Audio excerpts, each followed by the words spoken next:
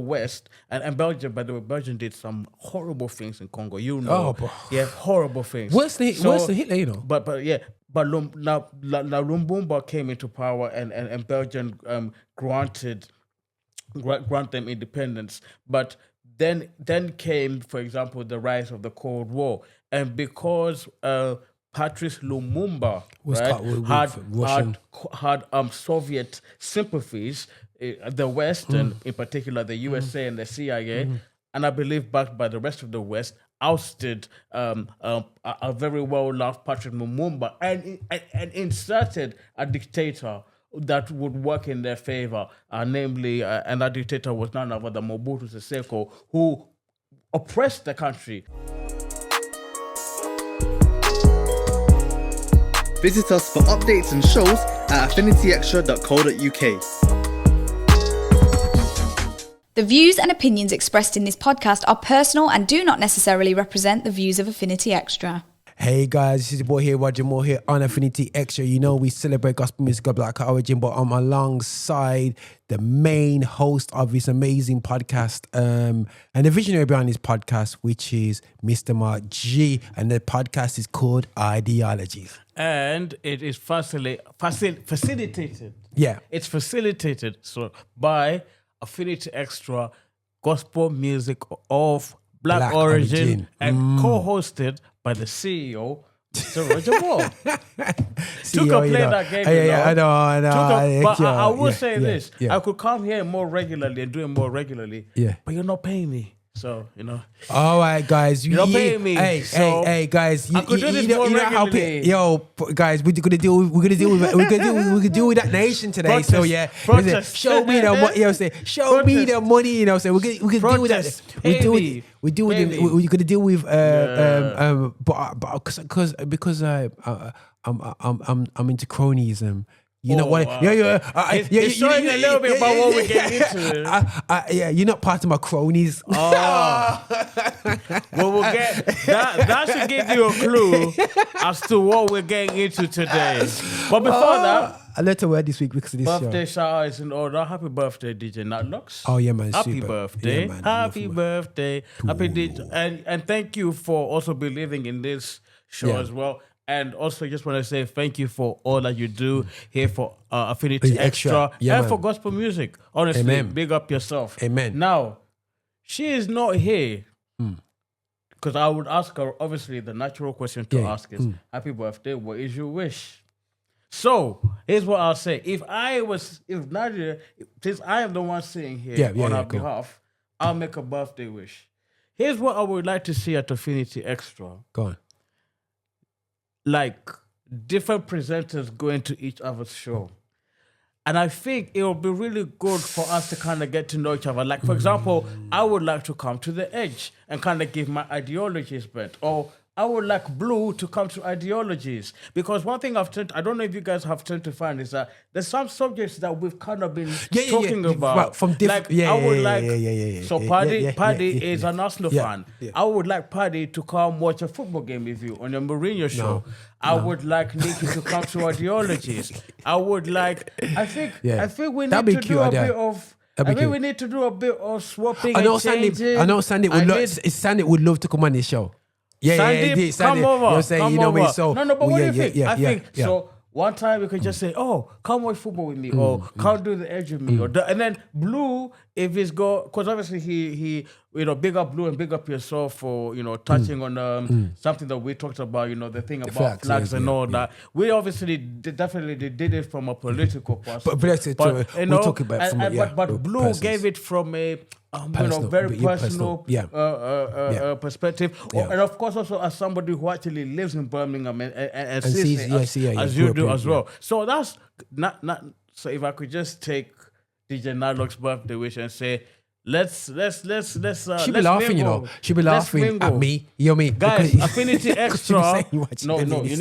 You need to grab this. You're the one editing now. So you need to grab this clip and put it on the Affinity Xtra presenters WhatsApp group, exclusive group. I know, but hey, you need to be a presenter. Cool. And you say, guys, let's swap around. Let's mingle.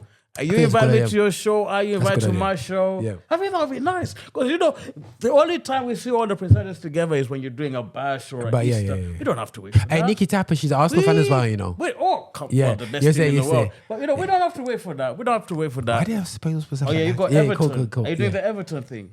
Well, Everton, what you mean? Are you doing the watching for the Man United Everton? Bro, yeah. Well, who's gonna win that? Yeah, bro. Watching Man United live is a very risky business. Yeah.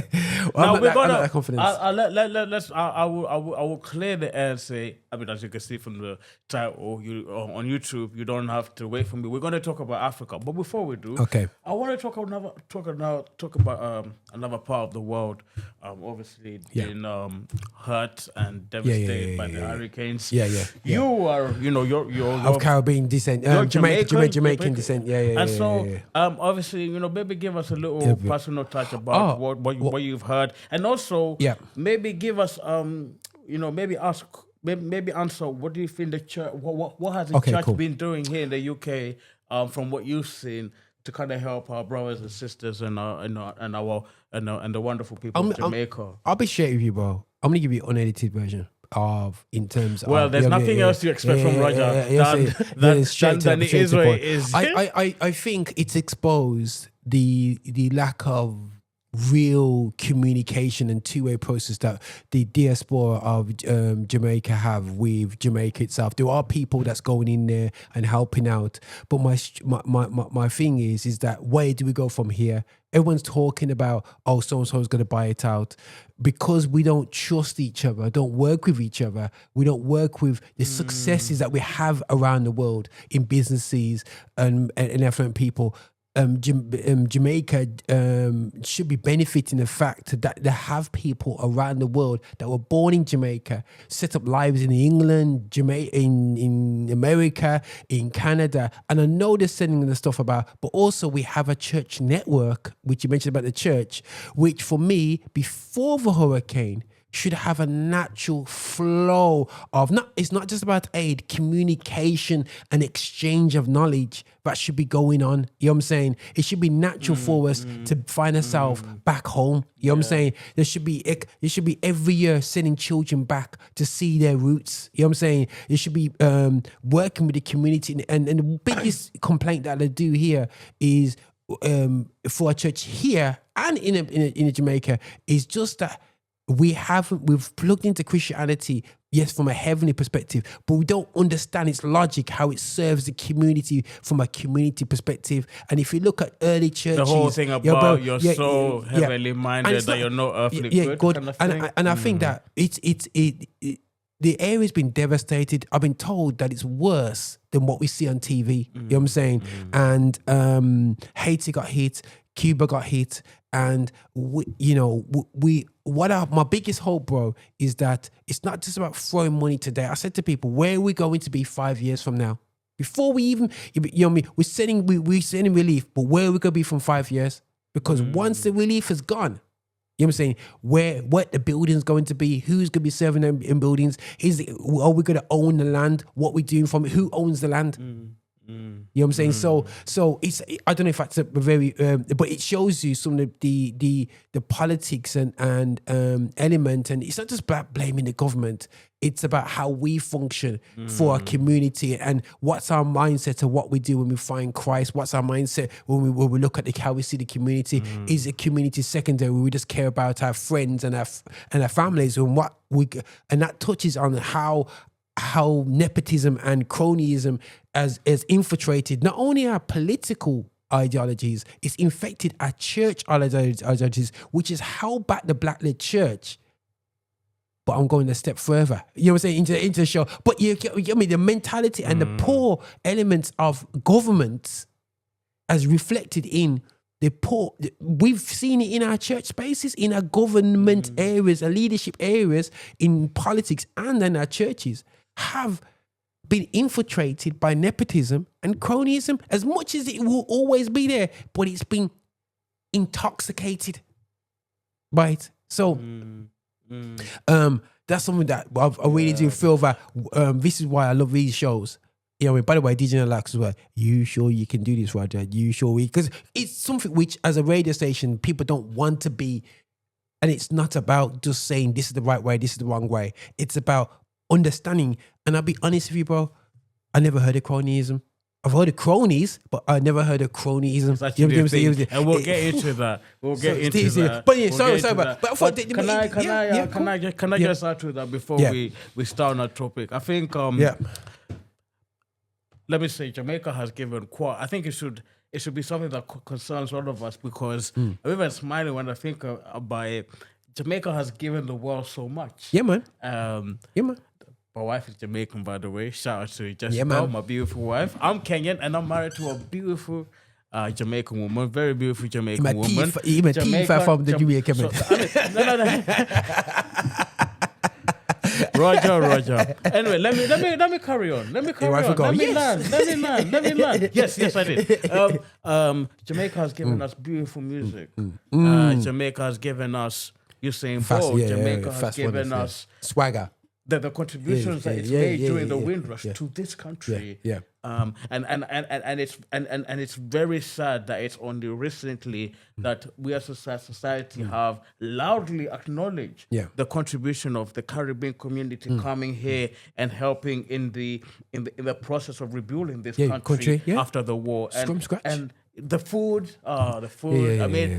Jamaica has offered so much. And my hope and prayer, and my hope and prayer is that Jamaica recovers. Yeah, man. But also that this discovery of these defects, sometimes something horrible has to happen, either to a person or to a country, that shows that certain defects that were there, but we are seen more clearly, so that then they can be dealt with and they move forward. I hope for a speedy recovery. I know there's many efforts being made. I think your point is fair in that maybe there's a lack of infrastructure that should have been there that could have helped it quicker. But we serve also a big God.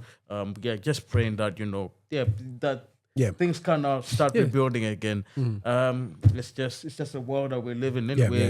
We're Christian. We live in a fallen world, and it's not just a problem of humanity. Even the weather shows just how bad this world is with all the extreme weather. So to the Jamaican community and to the people in Jamaica, I say may God. I just pray that the country recovers and rebuilds I just pray that things get better and onwards and upwards. And Amen. Those defects you talked about, I pray they get ironed out. Yeah, man. And hopefully people start talking more as you do about it. In terms of moving forward. Yeah, man. But I hate to say it, but we're actually now going to move on to a large part of today's podcast. Yeah, man. It will not be, I feel horrible now, it won't be about Jamaica. Yeah, man. It will be about Africa. And the question that we want to ask today, very important question. Before you go on. As an African, do you see us as Africans who are Afro-Caribbean? Because we could discuss that, Oh, sorry. Is that a big subject? Yeah, it is. Because I feel like before... there are many Caribbean who are sad that they're not. And there's some who are sad that they do. Yeah, cool. And there's some who say they're British. Like the one you referred to on TikTok. Roger. Big up Blue. Guys, let me plug. That 7 Sharp show. I love it. Guys, plug in. Like you guys need to plug in on the 7 Sharp. Blue and Roger bring it. You guys. But anyway, you'll see what I mean, if you watch past episodes. But anyway. The question I would like to, no interruption, Roger. Please, boss. The question we want to pose today, the question that we want to ask today on a very serious note is Africa, is democracy a compatible political model with the African continent? Now, before we try and answer that question, let me justify the reason why we're asking that question today. Go on. In Tanzania, there's been a lot of man. The government has really cracked down on opposition.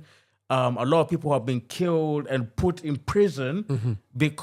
And apparently the president who won 98% of the vote. I mean, if you read that number, I mean, that's a bit sus. I don't know about you. And the fact that there weren't even many people in the inauguration, I mean, it's just a few military folks and a few heads of state, and that was it.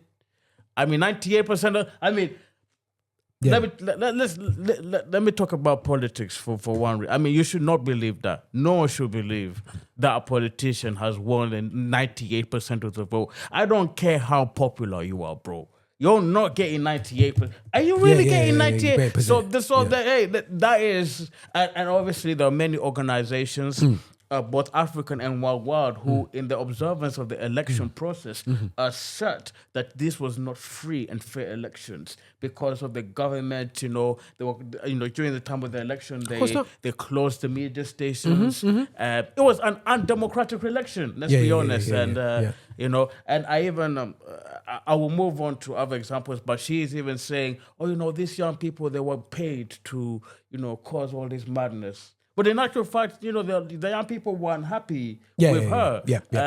Anyway, so there's that. And then you look at neighboring Uganda. Guys, check this out. This is the most mind-blowing fact I think I'm about to say. The president of Uganda currently has held office since 1986. That's a good guy, That's a good guy. I existed That's a good guy. in 1990. And by the way, I'm as a Kenyan. I was 10. I'm Kenyan. I'm worried about him. You know why? Yeah. He's now starting saying, if Kenya don't give us the Indian Ocean, we're gonna start making war. Hear the joke now. Quick question. What is your native tongue? Wait. That's mind blowing. Yoweri Museveni. Yeah. How many prime ministers have we had in this country since 1986? Yoweri Kaguta Museveni has been president of Uganda since 1986 and still there. Who did he take over? I don't even. Idi Amin. No. I think there was a few. I think there was a fella called Milton Obote before Museveni. I'm not quite sure about my Uganda presidency, but what I can tell you for sure is that the man who held power since. Okay, so you got that. You got Robert Mugabe, who passed away, was president of Zimbabwe since 1980. 6 years before Museveni, bro. Man, don't bet on voting there. In Africa, when you're president, you are president for life. These elections are just fake. I'm telling you, they're fake. It's fake. It's fake. It's fake. I mean, and then I'll give you another example. I think there's a president in Cameroon who has held the power for years and is still there at age 92. 92. Bro, yeah. It's mad. I'm showing you the context here. Robert, do they have elections? Fake, yeah, but a little rigging in here, Okay, here's my one more. Okay, go. Yeah, man, drop it. President Paul Kagame of Rwanda. Yeah. Has been president since 1994. Now it's not as bad as 86. Yeah, but 1994. But we're talking about Rwanda's doing right now, isn't it? Years. It's one of the. He's called a loved dictator. Okay, just he's loved. He does development here and there, but don't mess around with him. Okay. Yo, it's like that. Okay. Yeah. He is a lovely dictator, but a dictator nevertheless. But do you guys, Roger, do you see the context here? I see the context. But one more. Okay, go. I have to. Daniel Torre Teach Arap Moi was the last. I mean, Kenya has moved past the era of dictatorships. In fact, they kind of brought up a constitution that has limited the terms of presidency. But bro, Daniel Torre Teach Arap Moi was president. Yeah. Check this. From 1978 to 2002, 24 years. How many prime ministers have? How many presidents in America? How many prime ministers have we had between the space of 24 years? And yet these presidents are just there for life. And the elections is just, it's like Putin. Oh, I won't win, but I will make it as though I have because I have the powers that be. And Putin is a good example. And if you talk, I know how to shut you up in a way that you won't open your mouth again. So, Roger, that's the context that we're in now. That is a large context of the African continent. You mentioned Russia, yeah? And we're dropping Singapore, yeah? Because we always pick on Africa. Yeah. You know what I'm saying? So Singapore, Lee Kuan Yew had a president who served from 1959 to 1990. What? Yeah.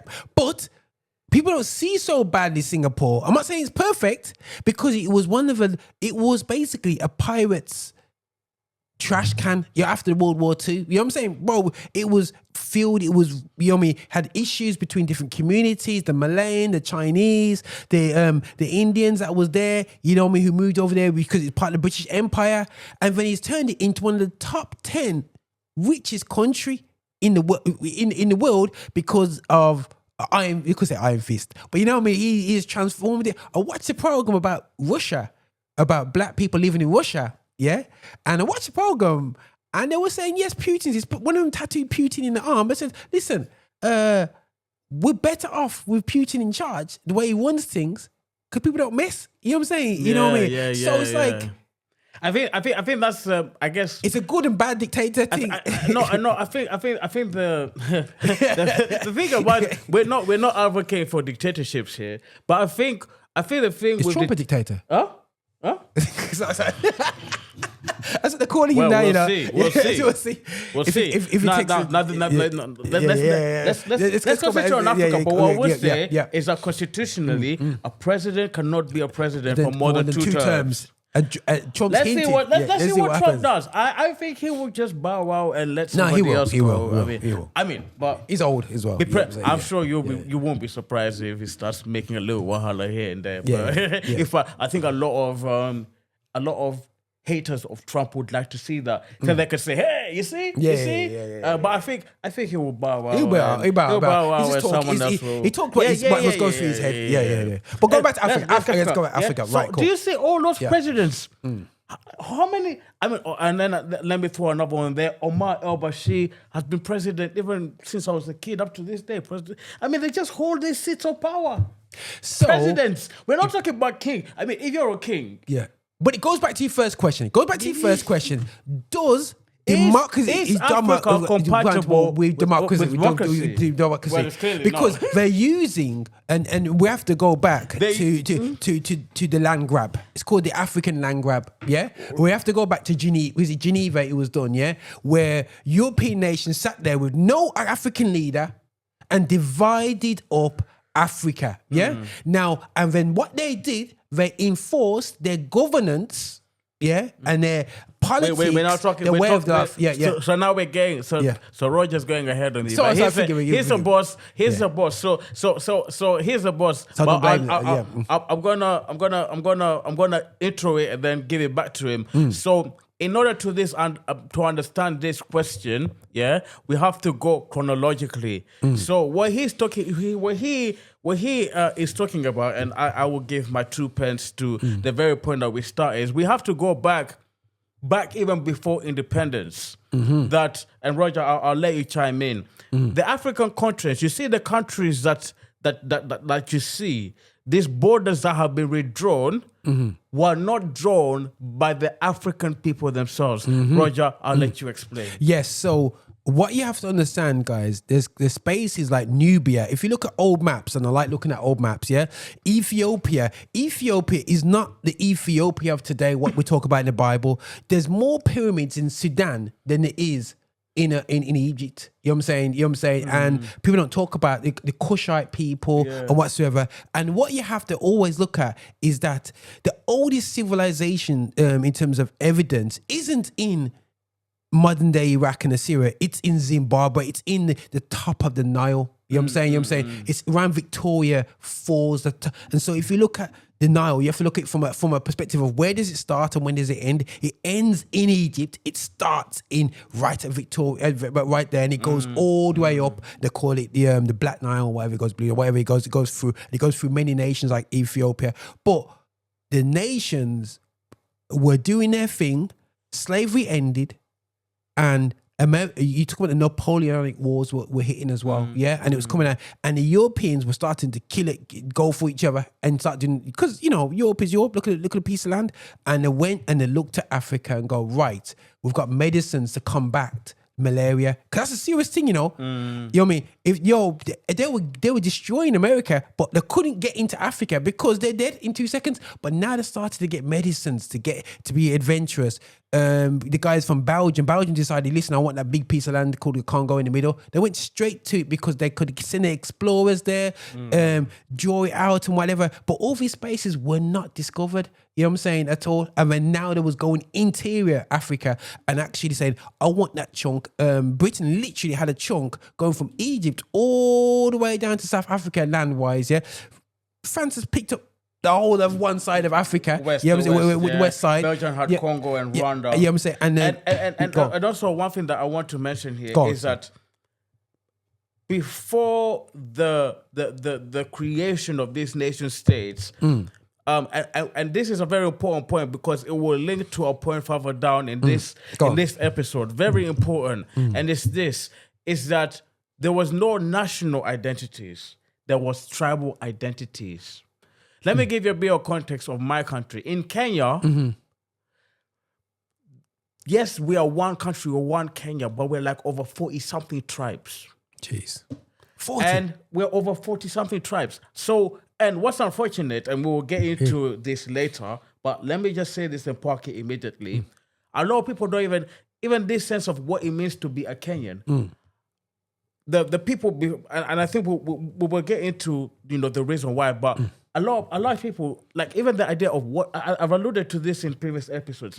What does the word mean, Kenyan? What does the word being a Kenyan mean? Because Roger, a lot of people, I mean, maybe not the Gen Z, but the people before, they align themselves according to their tribal ethnicities, and that is actually let me also say hone in on that because. Tribal identity is also something that is has proven problematic in African modern society today. So, especially the Kenyans of old, they don't see themselves as Kenyan first. They say, I am a Kikuyu, I'm a Luo. You have this resource, I have this resource. And it becomes a battle of infighting between tribes. So what I'm trying to say is that Kenya is just a partition of land that was given, but that was constructed by the British. This was not a natural nation building where we say all of us within, we're going to be this thing called Kenya. No, this was a land drawn by. I'm just giving us an example here, and this what I'm explaining here is exactly what happened across the continent. This land we will call it Kenya. And so all this tribal, it doesn't matter the tribal differences within this piece of land. We'll call this land Kenya. It wasn't a natural nation building where we are together, we are one people, we are one language. No. Because these 46 tribes in Kenya, they all have each a language of their own. I can speak Kikuyu. If someone speaks Luo, I would not understand. And yet we're one country. So what I'm saying is that before independence, before these countries that you see here, these 54 countries that you see in the African continent, these are just the borders of the colonies that were divided up by what you said. Like they were divided up by the colonialists. You have this, you have that. Belgium had the Congo. And the handover, and Kenya, and all this. But they handed over to. I think the world system needed Africa to stay as in them groupings because the complexity to deal with the Kikuyus, the Maasai, they'd rather deal with a central government system over that plot land because Africa will look different if it was in this tribe. If it was defined by their own tribe. Because there's so many tribes. Because you guys speak Swahili as well, innit? Well, okay. So the reason why, so I think we're getting into the next topic. So first of all, and Africa, the people themselves, there wasn't countries per se. These borders that were drawn, these are all colonial countries, right? Yeah. And then there was a rise of, okay, let's fight for independence. And then somehow you would see these tribal communities coming together and say, we need to fight for our freedom. And so there was that, okay, let's come together. Yeah. Let's come together and Mau Mau rebellion. The Maji rebellion in Tanzania. They said, like, let's come together. I know we're of different tribes, but let's come together to kick and out, fight to kick these people out. Yeah. Now, one thing this is very rare in Africa, by the way, Roger, what I'm about to say. Tanzania and Kenya, for example, are the only countries who have decided that in a bid to unite all those varied ethnicities, we will have one language. However, what I will say is this: tribalism. We can get into it, but tribalism is still even though. So Tanzania said, much like all the other parts of Africa, we're all different tribes. Yeah. But in order to unite us, we need one language. So Nyerere said we will all speak Swahili. Oh, so you can speak Swahili as well? Now Kenya decided to do the same. Ooh. Because no. But that's interesting. Here's why it worked in Tanzania. Yeah. And this is why tribalism, and I'll tell you why tribalism is still a problem in Kenya. Julius Nyerere was not only a man who wanted to unite the people, he was also a socialist. Tanzania is a socialist country. Yeah. And it has this thing called Ujamaa, where it's all about community economic model. And it's called Ujamaa. Ujamaa is actually a Swahili word mean unity. Okay, cool. And so that combined with that socialist system is what has caused that form of national identity. Now, let me tell you why it doesn't happen in Kenya. Because Kenya, since the rise of Jomo Kenyatta, I'm not going to get to my next point. You go. Jomo Kenyatta, unlike Julius Nyerere, was a capitalist. Okay. But also a very special kind. In that, after independence, after fighting, after getting rid of the Britain, he started landing grabbing for himself, brother. He started landing stuff for himself. Okay. And so so Kenya became his own family looting place. Right. And so who benefits from Kenya? Go. His patrons. It's a politics of patronage. Now it's not about who you know. The closer you are to the Kenyatta family, the more you can benefit economically. Which means that all the other tribes are far away. Far away, yeah. I'm just looking at this. Now listen, I have to say this with respect, but I think we need to have a balanced view of people. People are not perfect. I respect that Jomo Kenyatta fought for our freedom, but as soon as he became president, he decided that he was entitled to the country as a cake, as it were. How they also the Kenyatta family, they own newspapers, they own. There's no one thing that. So here's the point I want to make.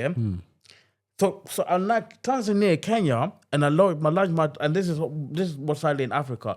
These people who fought for independence started thinking, oh, I'm gonna eat all this for myself.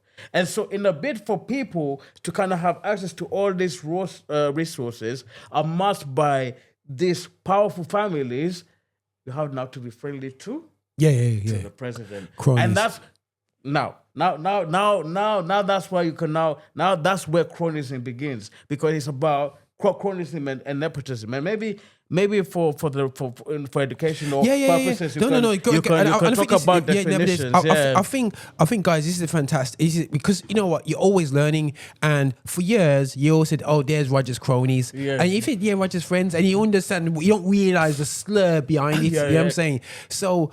Nepotism is favoritism based upon kinship. So basically, I favor. I'm a Kikuyu. I only favor my Kikuyu people. Or my cousins, my family, in terms of what's going on, but kinship and whatsoever. But 100% tribalism. But also, you might not be part of my tribe, but I favor you based on my friendship because we used to go to uni together. You know what I'm saying? So, yeah, man, he's my boy from uni. Or you can say we grew up together. Or you can argue here in the UK, it's the Eton boys who get to Parliament. Let's be honest. A large number of them are the old boys from Oxford. You want to sit in Parliament? All right. Meet me at the Oxford Union now. And that's when them little clans that I can't believe beta groups and all these certain groups that have in America at university. It's good to have them, but the thing is, it very cronyism kind of approach to life. Not saying the bad things. But there is an element of cronyism says, you know what, guys, I'm going to you because you're my guy. Even though I got a job for you, you're my security because you beat up that guy back at school. You know what I mean? And also because let me tell you why this is. We might talk about it's all about who you know, but it affects the rest of the country because. The president is not going to select the most competent person, but the most loyal. Me as a crony president, I'm not selecting, for example, the Minister of Education who knows how to run schools. No. It's who is my friend. Because who is my that friend? Meeting, you want everybody to say, and that means incompetence for the rest of the country. Because you don't have a challenge, and I think what you have is, you're my friend, you will be my Minister of Education. Cool. But I'll give you this much. You keep your mouth shut, and your people are now my people. Now you are loyal to me. Politics of patronage. Yeah. So let me go through. So also going back to nepotism, it includes favoritism for family members and relatives to recruit and promote, to elevate positions and to assign authorities in some field. Yeah, and then when you and it understands happens. I mean, and it says here it happens in religious, which we've seen it when the pastor brings up his own children and puts them into youth leadership. And I'm not saying it's always a bad thing that when that happens, but because there are great people whose next generation, and let me also give a recent example of President Suluhu of Tanzania, the one who won 98% of the vote, has got family members as cabinet ministers. I think her son-in-law is a minister or so-and-so.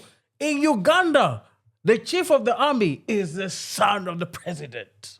Wow, crazy. So that's evidence right there. Yeah. So that in the religious sectors. So also, let's go a bit more into cronyism. Cronyism includes favoritism for friends or friends' relatives to recruit or to promote, to elevate to elevated positions and to assign authorities in some fields. Happens in politics, career-based entertainment sectors, and I see that all the time. I see, and sometimes it's seen as okay. The thing is, right? So we get GL going and we have our own space. Is it wrong for me to go? Your son now grows older, and you say, "Listen, I know Roger. Speak to Roger. He's my friend. I know you love video editing. He's got a film he's going to be producing right now. Speak to him, and it gets you knocking the door." So for me, but what happens to the person who is far off? Well, that's that. That is a problem, and I think. What's the opportunity for him? And But the difference is we're talking about a private entity, which you're entitled to. But that's totally different to running a country. No, 100%. And I think as well. And I would also say running a church. I don't think. I'll put myself out on the line. I don't think church should be a family business.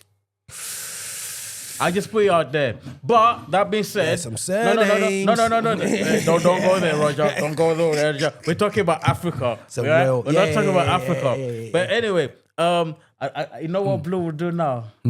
he'll say something like, "We're talking about Africa. We're not talking about a bishop that rhymes with makes or fakes." Right, Blue, you're naughty, but I'm a fan. I'm a fan. Do you know what he said about Twerk Franklin? Wow. Yeah. Anyway. Cool. Watch this. Anyway, let's get back to the show.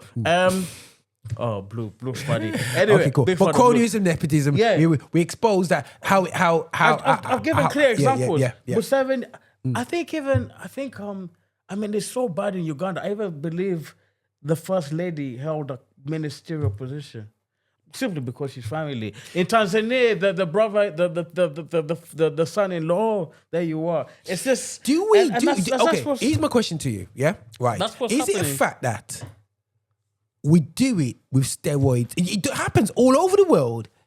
Is it that Africa? It's more blatant, yeah. Do we just do it at a stage where we almost think that nobody's watching? Yeah, because it happens in the UK. You know what I'm saying? Don't get it twisted. It happens in our politics. It happens in our establishments. It happens in the churches. But there's almost a safe. People know. Okay, there's a scene into this. It's bad. But it happens, yeah. But is it Africa? It just goes so far that the Constitution has a loophole, which they exploit. It's like America for all it. I believe America probably still have Obama in charge if it didn't have no resistance. Obviously, he only could serve two terms. But they created a safety lock on the system. You know what I mean? And to say that you don't see more, you don't see families dominating politics outside of Africa would be totally inaccurate. I mean, look at the Kennedys. We've had John F. Kennedy, the president. Ooh. We had Robert Kennedy, his brother who ran for president. Ooh. We had Ted Kennedy, who was a long-time senator, and he ran for president. We have George Bush. We have George Bush Sr. We had Jeb Bush, who tried to run for president. But here's Clinton, what I'd say. Hillary Clinton. But here's what I'd say. I think the difference is not to big up those families I mentioned, but there's a semblance of competence. There's a semblance of I could do the job. And the voting process. So John F. Kennedy John F. Kennedy actually had a brother who was Attorney General, but he was actually doing a job. And in fact, he worked the attorney. I think Robert F. Kennedy, who unfortunately was murdered while running for president. But he was Attorney General with Attorney General at his brother's presidency. He made great efforts to help Martin Luther King. By the way, we have a very special guest coming to speak about Martin Luther King. Watch this space. It will be the most interesting. This will be the biggest. I think. Can I say this? This will be the biggest episode so far. This will be. I would say it will also be the most viral. It will be lit. And I wouldn't believe I'll be in the room. and trust me. This will be the. But anyway, But Robert F. Kennedy showed some level of competency as Attorney General to his brother John F. Kennedy, and together as brothers helped Martin Luther King with his efforts to sort of bring about legislation that will stave off, the segregation and the Jim Crow laws that African Americans endured during the 60s. So I would say yes, you see families, but I would say with them compared to the African family dynamics, I think there's a semblance of competence. There's a semblance of, they can actually do the job. Whereas in Africa, it's quite clear the only reason you're there is because of your family name. Yeah. You do not know how to do the job. You're just there to eat money. Yeah. Right?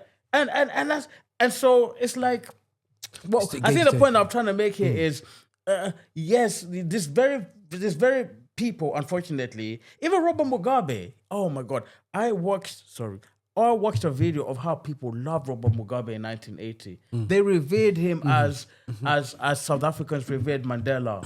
And this white journalist says, what if Mugabe does you wrong? He will never did me wrong. Yet he looted that country until he died. It's like the leaders start very well, but they don't finish well because they feel okay. Now I'm kind of entitled, to all these resources at the expense of everybody else, and the only people that will have access to these resources that I've amassed for myself is cronyism and nepotism. Who I know, who I don't know. That's Africa, unfortunately. Do you feel okay? This is a good point, and something came to my mind is you look at let's be honest, European conquest, European conquest across the Americas. They started up a lot of countries.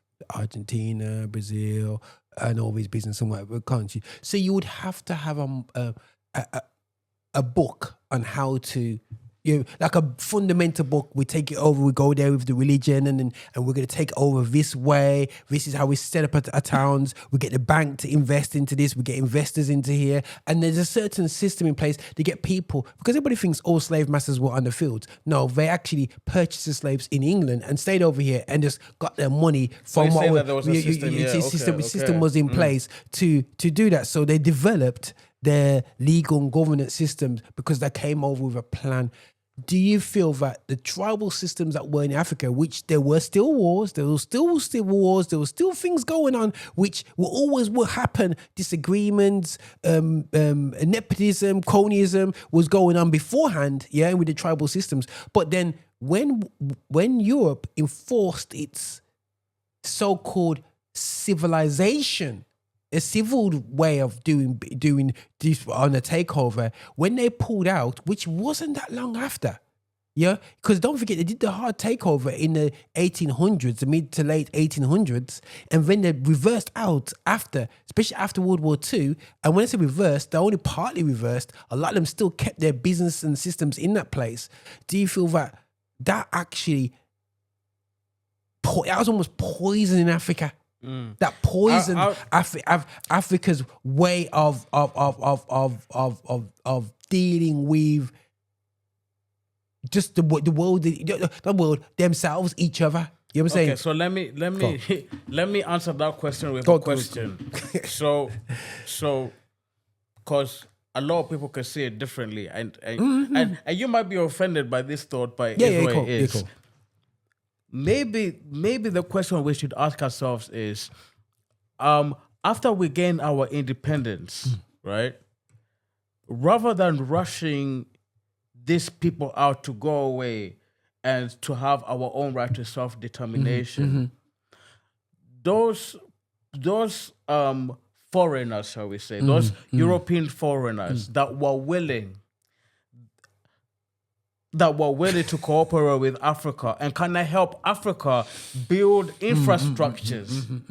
Because say what you want. No, wait. Say what you want about the West. Yeah. And obviously, there's a lot of bad things that has happened that happened in the West. But there was something, I'm afraid we have to admit, there's something about the Western world, European world, the European world that is, how can I put it? There's a system, it's not, how can I put it? Let me give you a fine example. You take for granted the fact that when you go to a bank, I've seen this before. We take for granted, a lot of people, you take for granted, I take for granted, you take for granted, for example. I'll give you a very small example. The fact that when you go to a bank, you have to queue up. And the unwritten and unspoken rule is that the person who sees the bank first is the person in front of you. There's no argument about that. You go to, I'll tell you, we went for a culture shock when we went to Saudi Arabia. We lined up and people just cut in. And be like, what's going on? Because that is their way of doing things. Mate, I'll tell you a true story. We came to this country, me and my wonderful family. Happy birthday to my mom. It was her birthday last weekend. We came to this country. We relocated here. My dad is a lecturer at the University of London, so we decided to go on holiday. This time when we went to holiday, my dad decided that the way we're going to fly back is we're going to do a pit stop in Doha. Okay, cool. when we go into Doha, we had to do the whole passport thing. Yeah. And as you do, as we have been told here, you wait in line. And all of a sudden, you see the natives pushing, shoving. And the people just serve. Oh. And my dad's like, what's going on? There's no queuing here. We have to admit that in the Western culture, there's something about, there's a system. There is a, how can I say, and unfortunately, you don't see it in Africa. There is a, how can I put it? I'll give you another fine example. I'll give you. I know. We take this for granted. No. Let me give you an even more closer example. I came from work near the train station by bus. Roger, in that bus stop, there was a digital timetable that told me what time the bus is coming. Yeah, of course. Yeah. Do you think you see that in Africa? So, bro, the bus is coming when the bus is coming. Yeah. Come on, let's be honest. There's this thing called black people time. 5 o'clock is 8 o'clock. So I say this to say this. The question is, what I think there was that urgency for self-determination. Yeah. But I don't think, it's not that we're not talented, but I don't think we were, the Africans then had the capacity to how can I put it? To maintain that infrastructure. So the question I would like to pose, but here's the mad thing. Here's how the people who hate the idea would answer that, and I empathize with that, is having gained our independence, why are we collaborating with our oppressors to build our country? Leave us alone. Yeah? Why are you asking me to allow my oppressors to stay here and help me build my country? Because of the pain caused by colonialism. If you think about the videos I sent you of the Mau Mau, of how people were tortured, such thinking would be unfathomable. So it's just like, it's a catch-22, isn't it, Roger? It's a catch-22. Right, okay, right. So, do you see what I mean? He's my counter. So he's my counter, not even counter argument. This is my discussion. I'm empathizing with both sides. No, that's just cool. So, and this is from me. But you get what I'm saying, though. Yeah, no, I get what you're saying, because for me, again, I'm a generation that was enslaved, the Africans that were enslaved, and we went through a torture of a couple 100 years of enslavement. And it's not myself personally. And when you're coming out of slavery, there's an element of, what do you know?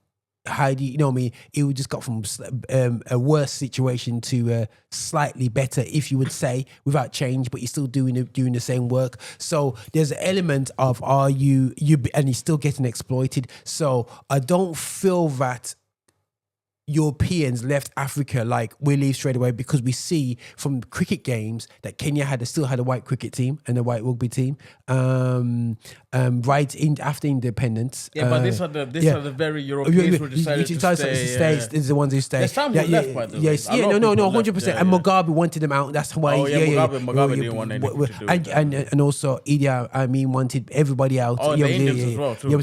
So he threw everybody out. I'm not laughing. I'm not laughing at the notion that they should have gone. I'm just saying Idi Amin was very ruthless. Everybody, very, and this is where the rush of the changeover. Now it's understand his frustration. The rush of the changeover. That's the word. That's the word. He should have said, right, to the Asian people, listen, man, right, you're put in place to stop our people. Yeah?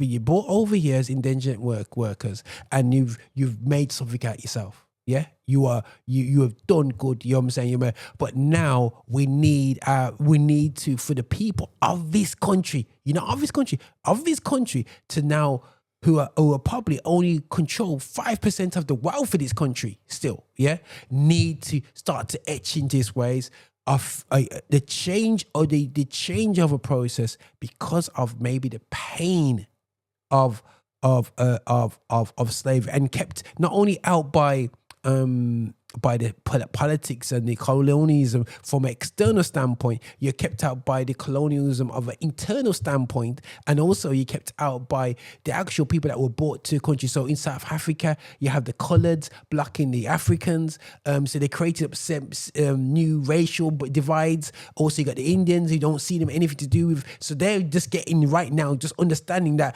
their cultural, they had divides which never allowed for a good changeover. It's taken years for people to kind of empower, but in the same time, it's been exploited. So the question is, yes, they left the country, but they left like we do. Let's be real. There's the phrase that's been talked about. They always put the least powerful, the least numbered.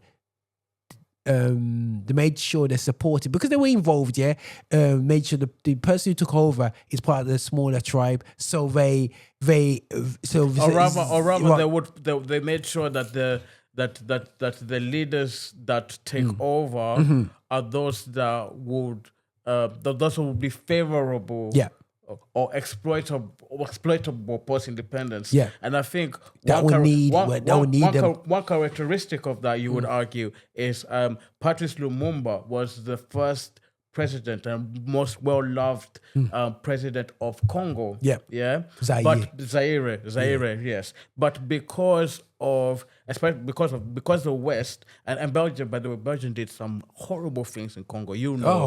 Horrible things. Worse than Hitler, But anyway, absolutely. Now, but Lumumba came into power and Belgium grant them independence. But then came, for example, the rise of the Cold War, and because Patrice Lumumba had Soviet sympathies, the West and in particular the USA and the CIA, and I believe backed by the rest of the West, ousted a very well-loved Patrice Lumumba and inserted a dictator that would work in their favor, namely, and that dictator was none other than Mobutu Sese Seko, who oppressed the country, a countryman of that country, oppressing his very own people, but propped up there by the West because he was more favorable. By the West. Proxy war. Even though Africa became a proxy war. He became loads of proxy wars for the Cold War. You know what I'm saying? Because we know about it's exploiting this.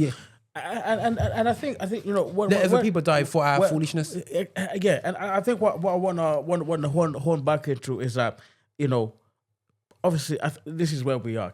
Kenya now is Kenya, Nigeria is now Nigeria, Ghana is Ghana, Zimbabwe is Zimbabwe. But these countries, it wasn't I think there's a word that's coming to my head that I just want to share. It wasn't an organic nation building. It was artificial.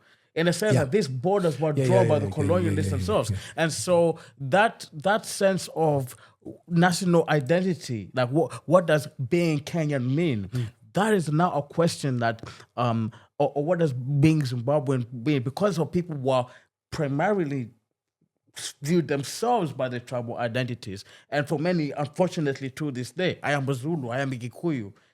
Here we see, here you're a black man, we're a black man, we have the affinity. But in Africa, I'm telling you, people think, we all live together. No, you're Kikuyu, you're Luo. I don't understand.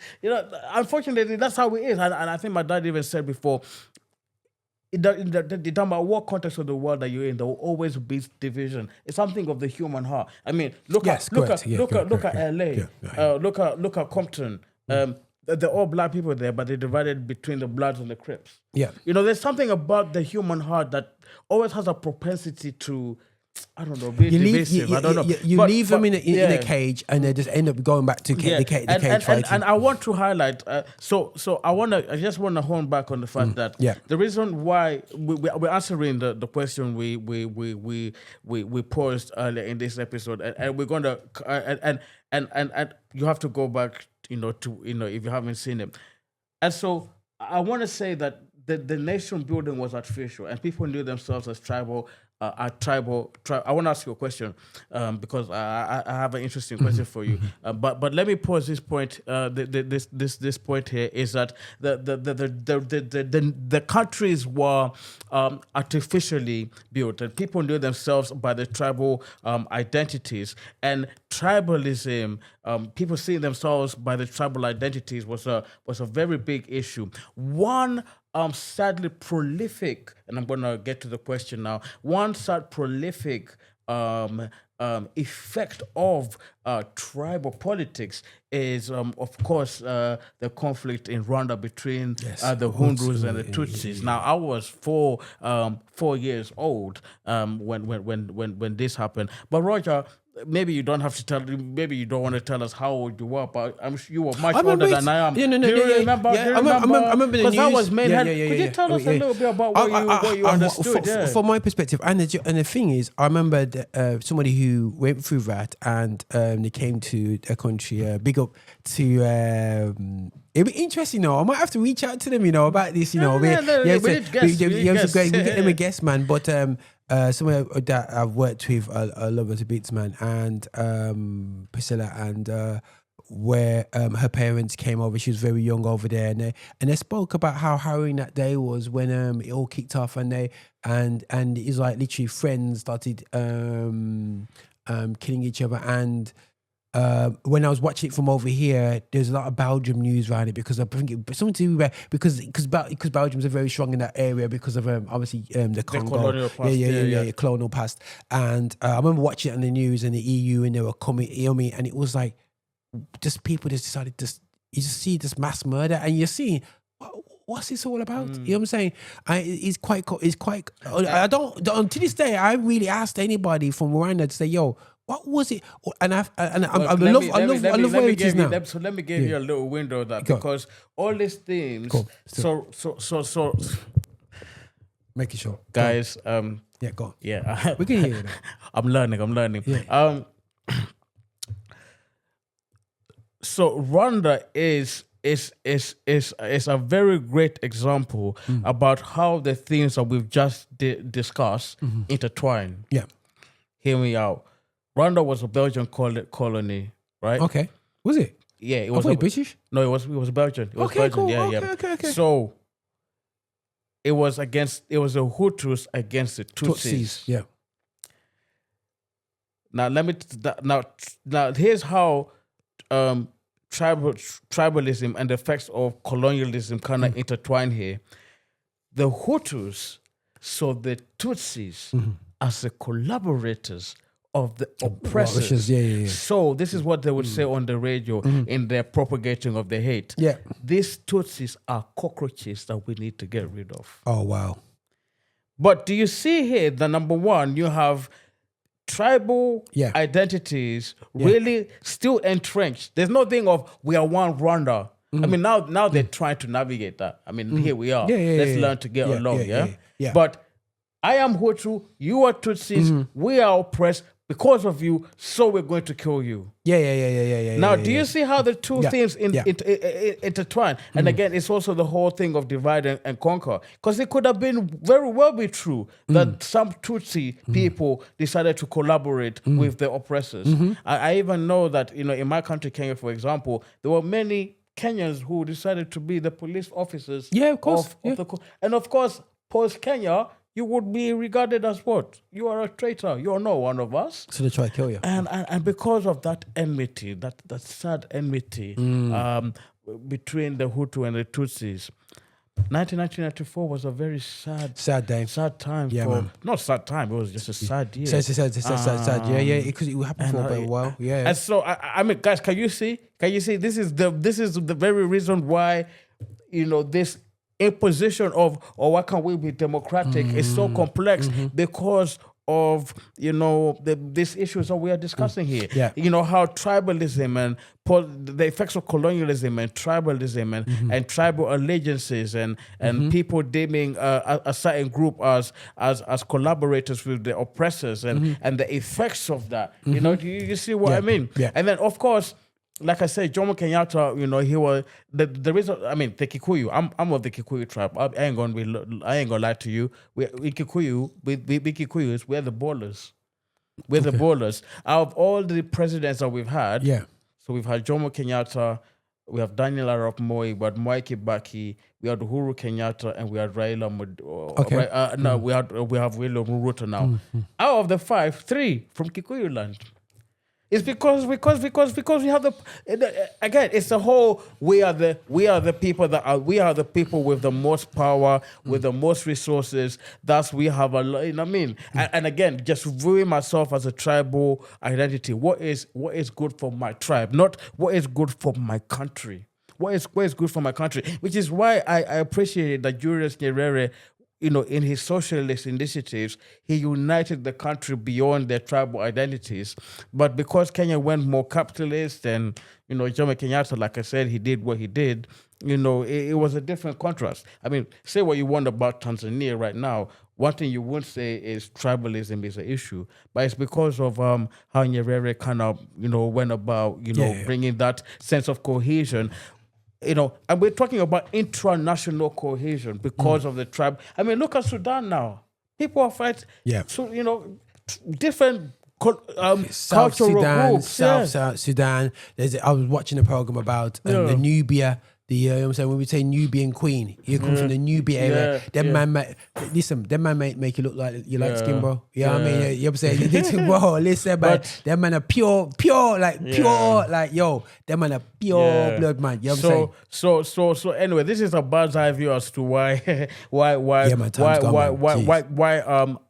Africa has struggled to, incorporate with democracy, and we've highlighted a few themes. I think the question is then how then can we?